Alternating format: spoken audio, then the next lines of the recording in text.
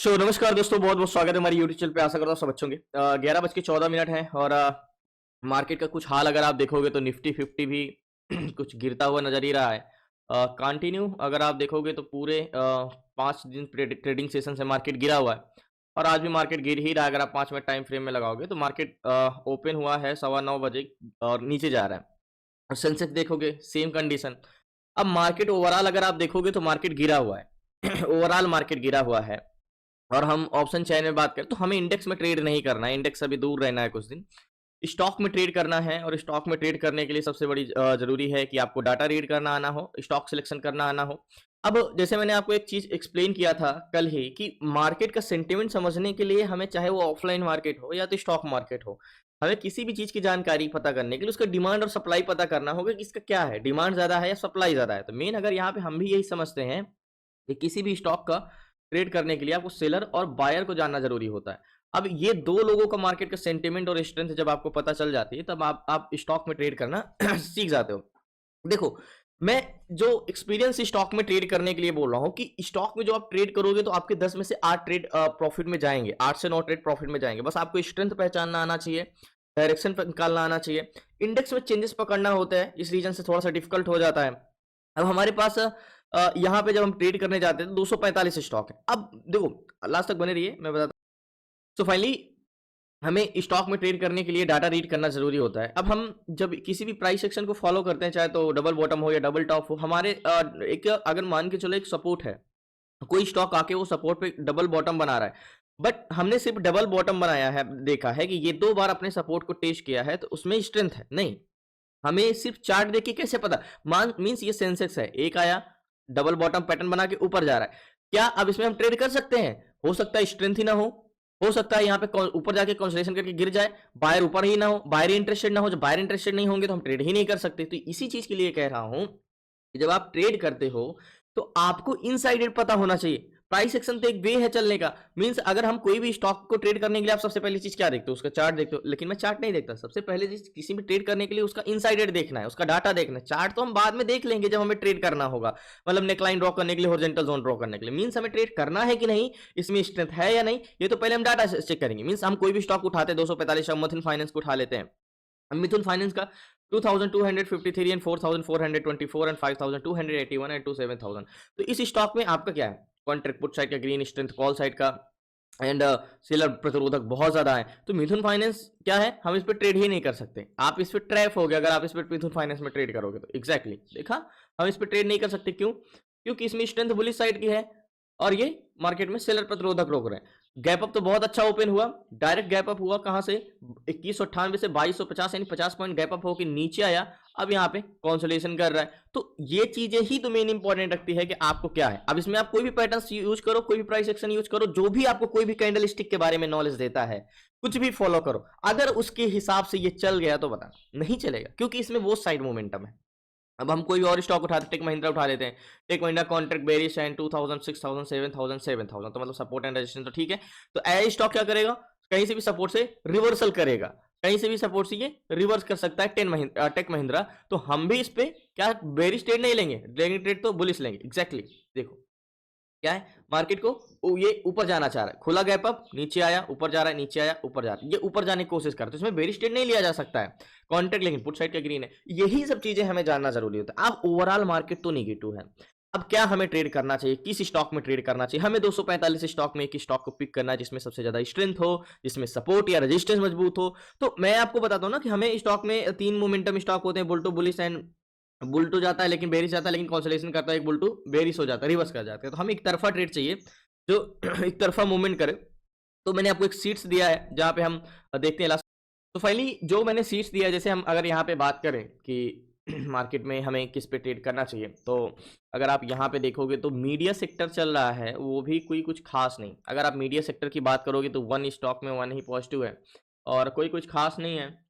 सारे सेक्टर गिरे हुए ही हैं, हम किसी में ट्रेड नहीं कर सकते हैं पॉजिटिव। क्योंकि अगर आप देखोगे तो प्लस में सबसे ज़्यादा अगर कोई है सिर्फ मीडिया सेक्टर 0.34 है एंड एनर्जी सेक्टर 1.3 है, मतलब 4 में से 3 में से तो एक पॉजिटिव है।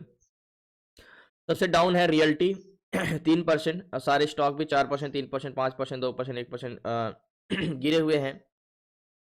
एंड अगर इनमें सब में से बात करोगे तो गोदरेज प्रॉपर्टी है जो कि 4% गिर चुका है, एंड प्रेसिडेंस है।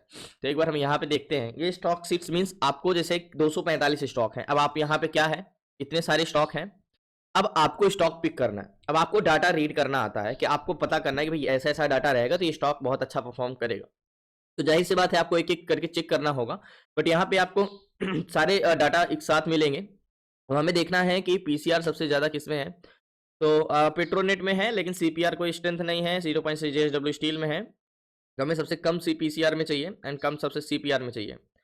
तो केई है और 0.52 एंड 0.30 का सीपीआर है, एंड कोरोमंडल है। तो यहाँ पे हम देखते हैं कोरोमंडल। तो कोरोमंडल का सीपीआर भी 0.32 का है, 0.62 का पीसीआर है, एंड 0.32। कोरोमंडल को एक बार हम यहाँ पे देखते हैं, इसका सीपीआर एंड पीसीआर। तो कोरोमंडल अगर यहाँ पे आप देखोगे तो एग्जैक्टली पीसीआर थोड़ा सा यहाँ से बढ़ा हुआ है, बट सीपीआर तो गिरा हुआ है। देखो यहाँ पे पीसीआर हल्का सा सपोर्ट लिया है, मीन्स यहाँ से मार्केट नीचे जा रहा है, पीसीआर ऊपर जा रहा है और यहाँ से फिर से नीचे गिरा है। बट अगर आप इसका सीपीआर देखोगे ना तो मतलब बाइंग तो बायर तो बिल्कुल इंटरेस्टेड नहीं है। थोड़ा सा मॉर्निंग में ऊपर जाने के बाद मार्केट का सीपीआर जो है वो एकदम निगेटिव है कोरोमंडल में। तो कोरोमंडल को एक बार हम चार्ट देखेंगे कोरोमंडल का, तो ऑप्शन चेन देखेंगे तो 14 एंड 47 एंड 25 एंड 15। तो रेजिस्टेंस भी मजबूत है और बायर स्ट्रेंथ भी है, जैसे हमने यहाँ पे देखा कि सबसे है सुपर मीन्स है जो कि सीपीआर 0.15 के 0.83 का, शायद इसका चेंजेस कुछ नहीं करे। के ई आई है जिसमें 0.52 का पीसीआर एंड सीपीआर 0.32 का, एंड कोरोमंडल है। लेकिन ये 4-5% गिर चुका है तो इसको हम नहीं पिक कर सकते। कोरोमंडल को अगर देखें तो कोरोमंडल को एक बार हम चार्ट लगा के देखते हैं कि कोरोमंडल का चार्ट क्या है। एग्जैक्टली ये है।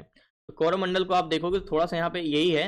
मैंने आपको कल क्लासेस में बताया था एंड कल की वीडियो भी आपने देखा होगा। तो मैंने जो ट्रेड लिया था उसमें क्या हो रहा था, सीपीआर गिरा हुआ था लेकिन पीसीआर बढ़ रहा था। तो यहाँ पे सेम ऐसा है। तो यहाँ पे क्या है, पीसीआर यहाँ पे सपोर्ट लिया है, मतलब नीचे आने के बाद 0.58 से 0.64 बढ़ा है, बट यहाँ पे पीसीआर फिर से गिरना स्टार्ट हो गया। लेकिन अगर आप जब सीपीआर यहाँ पे देखोगे तो बिल्कुल डाउन है और कुछ भी वॉल्यूम कॉल साइड का नहीं है, मतलब बायर बिल्कुल भी इंटरेस्टेड नहीं है। तो ऐसे सिचुएशन में सेलर अगर इंटरेस्टेड भी होंगे तो ज्यादा से ज्यादा नीचे जाने से रोकेंगे, तो मार्केट क्या करेगा, कंसोलिडेशन करेगा।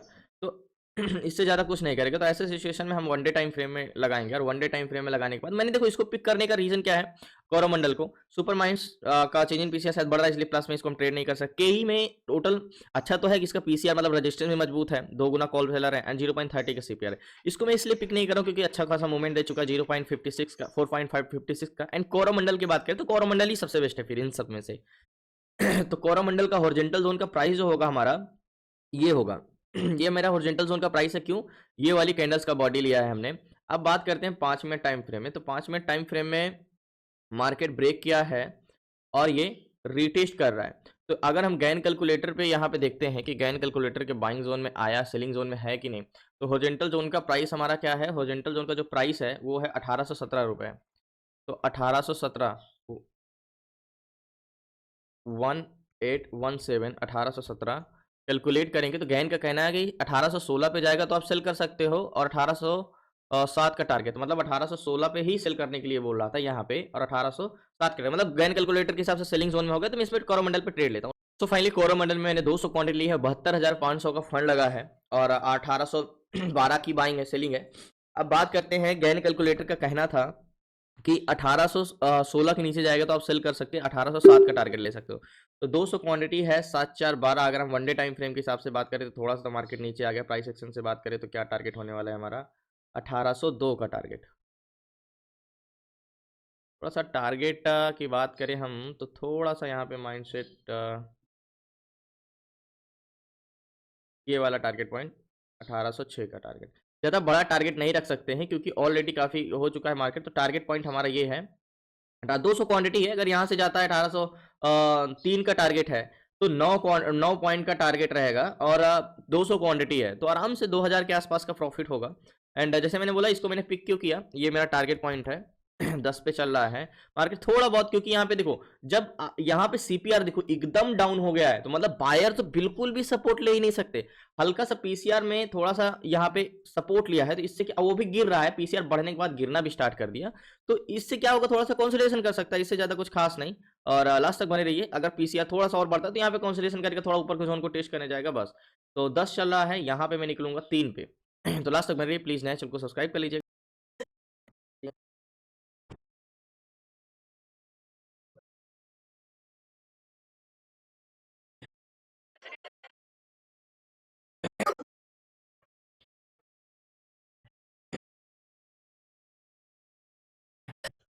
तो फाइनली जो हमने ट्रेड लिया है बिल्कुल भी टाइम नहीं लग रहा है और अच्छा फॉल हुआ है और अभी 5 चल रहा है। अभी थोड़ा सा 2-3 पॉइंट और गिरता है, यहाँ पे हम निकलेंगे। 3 पॉइंट और यहाँ से गिरता है तो 200 क्वांटिटी है, तो जल्द ही निकलना होगा यहाँ पे। और स्ट्रेंथ अच्छी है बेरिस, जैसे मैंने बोला था ना कि यहाँ पे अगर हम देखें तो यहाँ पे आप चेंजिंग देखते हो तो ये आप इसको छोड़ दो, अगर कोरोमंडल को देख यहाँ पे अगर हम एग्जैक्टली ये एंड यहाँ पे सीपीआर देखोगे तो एग्जैक्टली ये, जब बायर ही बिल्कुल इंटरेस्टेड नहीं है तो कोरोमंडल को जाना चाहिए। 4.70 आ रहा है तो मैंने सिर्फ इसको देख के ट्रेड लिया कि नहीं, जब इसमें एकदम बायर फ्लैट है, एकदम पुट बाइंग दबा के हो रही है और पीसीआर थोड़ा सा बढ़ा है तो इसलिए मार्केट थोड़ा सा, यहाँ पे देखो ये पीसीआर बढ़ने के रीजन से मार्केट क्या कर रहा है पता है, यहाँ पे देखो आ रहा है कंसोलिडेशन, देर तक कर रहा है क्योंकि सेलर इंटरेस्टेड नहीं है नीचे ले जाने के लिए, लेकिन बायर इतने ज्यादा इंटरेस्टेड है कि मार्केट को फिर जब गिराते हैं तो बहुत तेजी से गिराते हैं, फिर कंसोलिडेशन करके फिर कर रहे हैं। तो थोड़ा सा और टारगेट बचा हुआ है 2 पॉइंट एंड याद होगा हमने 12 पे बाई किया, सेल किया है, अभी 4.55 चल रहा है, यहाँ पे पोजीशन स्क्वायर अप करेंगे।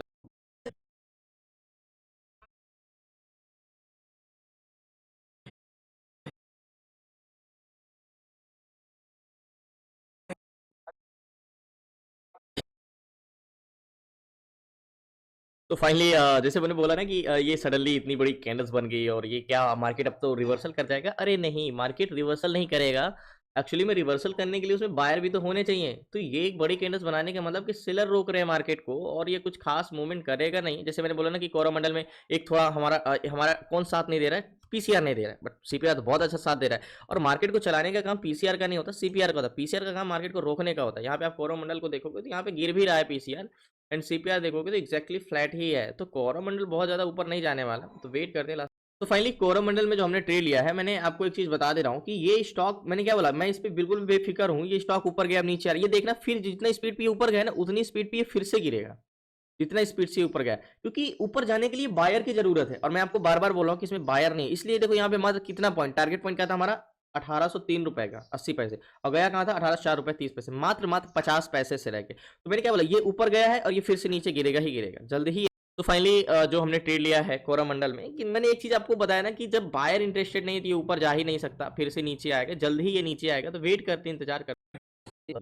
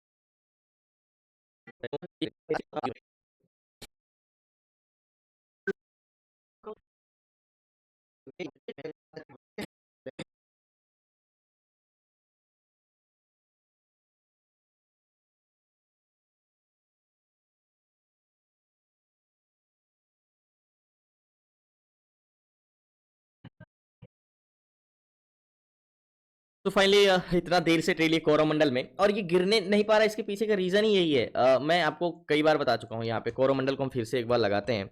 ये नहीं गिर पा रहा है, इसके पीछे का रीजन है कि सेलर कोरोमंडल में अभी तो पीसीआर सीपीआर तो गिरा ही है, यहाँ पे पीसीआर ये नहीं गिरने दे रहा है। कल याद होगा, कल पीसीआर गिर रहा था इसलिए स्टॉक को बढ़ने नहीं दे रहा था, और आज पीसीआर बढ़ रहा है, लेकिन इसमें वैल्यूम तो है ही नहीं, तो ये ऊपर तो नहीं जाएगा, लेकिन गिरने नहीं दे रहे हैं सिर्फ सेलर। हल्का सा अगर सेलर कमजोर पड़ जाए यहाँ पे तो मार्केट जल्द ही कोरोमंडल गिरेगा, बस इसको गिरने नहीं दे रहे हैं, सेलर पूरी ताकत लगा के रोक रहे हैं इसको। देखते हैं कब तक रोक पाते हैं।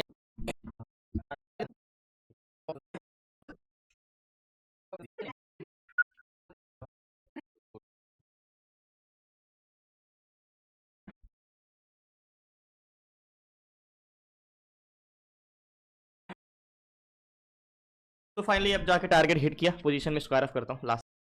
सो फाइनली पोजीशन मैंने स्क्वायर ऑफ कर दिया और कोरोमंडल तो और भी आ गया, यानी 1800 को टेस्ट किया और मैंने पोजीशन किया यहाँ के आसपास का 1801.70 के आसपास का, भी 1803 पे आ गया है और टारगेट से भी ज़्यादा मिला। अब यहाँ पे एक सवाल ज़रूर उठता है कि जब हमने यहाँ पे पोजीशन एक्चुअली स्क्वायर ऑफ कर देना चाहिए, इतना नहीं परेशान होना चाहिए था, बट यहाँ नीचे आने के बाद फिर से ऊपर गया, तो मैं आपको क्यों इतना कॉन्फिडेंस के साथ कह रहा था कि नहीं ये नीचे ही आएगा। देखो, मैं आपको क्यों बार बार कहता हूँ कि मार्केट को समझने के लिए सेंटिमेंट, सेलर, खरीदार और बेचने वाले को सेंटिमेंट समझना चाहिए। अब यहाँ पे देखो, ये जब ऊपर गया, क्यों गया ये ऊपर गया ही क्यों, जब इतने ज्यादा बाइंग सेलिंग हो रही है, तो एक्चुअली में सेलर पूरी कोशिश, मान के चलो दो लोग हैं, ठीक है, एक का काम होता है रोकना और एक का काम होता है गिराना। तो अगर रोकने वाले का सेंटिमेंट ये है कि मैं इस मार्केट को गिरने नहीं दूंगा, ठीक है, और ये सेलर यानी ये ब्लू लाइन रोकने वाले, अब ये पूरी कोशिश कर रहे हैं कोरोमंडल को नीचे गिरने से रोकने का, ठीक है, तो और ये इनका काम है मार्केट को गिराना यानी ट्रेवल कराना। तो ये जो सीपीआर है वो कंटिन्यूअसली इंक्रीज हो रहा है, मतलब गिराने वाले कंटिन्यू बढ़ते जा रहे हैं और रोकने वाले बढ़ते जा रहे हैं। तो ये क्या होगा, मान के चलो अगर रोकने वाले रोकेंगे भी तो सिर्फ रोकेंगे ना, कौन या तो अगर गिरने से रोकेंगे तो क्या करेगा, वो सपोर्ट पे जाके कंसोलिडेशन करेगा, है ना। तो अगर हम जो ट्रेड लिए तो ज्यादा ज्यादा क्या होगा, साइड में होगा, कंसोलिडेशन होगा। बट अगर चलेगा मार्केट, मतलब ट्रेवल करेगा, तो किस साइड का ट्रेवल करेगा, बेरिस का, क्योंकि ट्रेवल कराने का काम बायर का है और बायर किस साइड के हैं, बेरिस है, और सेलर क्या है। तो मार्केट इसीलिए इतना मशक्कत करने के बाद गिरा क्योंकि सेलर ने पूरी कोशिश की, लेकिन आपको यहां पे दिख रहा है ना बायर किस हालात में, एकदम फ्लैट आपको दिख रहा है, एकदम निगेटिव, ये बिल्कुल भी इंटरेस्टेड नहीं है इसको ऊपर ले जाने के लिए। तो यहाँ पे पूरा आपने अगर स्टार्टिंग से देखा तो मैं क्यों बेरिश ट्रेड लिया, इसके पीछे का रीजन क्या था, स्ट्रेंथ किस साइड की थी, और जब ये ऊपर जा रहा था तो मैं क्यों कह रहा था कि ऊपर नहीं जाएगा, भले इतनी बड़ी कैंडल्स बनाया गया, ये नीचे ही गिरेगा। पूरा सेंटीमेंट समझ में आ गया होगा, क्यों, कैसे, क्या हुआ, सारी चीजें मैंने ट्रेड क्यों लिया। फाइनली पोजीशन मैंने स्क्वायर ऑफ कर दिया और एक्सपेक्ट जितना किया तो उससे ज्यादा ही मिला। तो ये होता है कि एक्चुअल सेंटिमेंट समझना, डायरेक्शन समझना, स्ट्रेंथ समझना। कोई आपको बता रहा है कि मैंने यहाँ पे हैमर देख के ट्रेड ले लिया, इन्वर्टेड हैमर देख के ट्रेड लिया, या कुछ भी ऐसे बोलता है, तो क्या आप एक यहाँ पे सपोर्ट, अब जैसे हमने बोला कि यहाँ पे तो जब गया था तो डबल बॉटम बन गया था, तो इसको तो ऊपर जाना चाहिए था, क्यों नहीं गया डबल बॉटम बना के, क्योंकि सेंटिमेंट स्ट्रेंथ है ही नहीं भाई। एक बस है और उसमें पैसेंजर जितने भी हैं 100% वो नीचे जाने के लिए चढ़े, ठीक है, और बस को एक रोकने वाले भी हैं। तो अगर बस को रोकने वाले जीते तो बस ऊपर तो जाएगा नहीं, क्योंकि इसमें पैसेंजर तो नीचे जाने वाले हैं।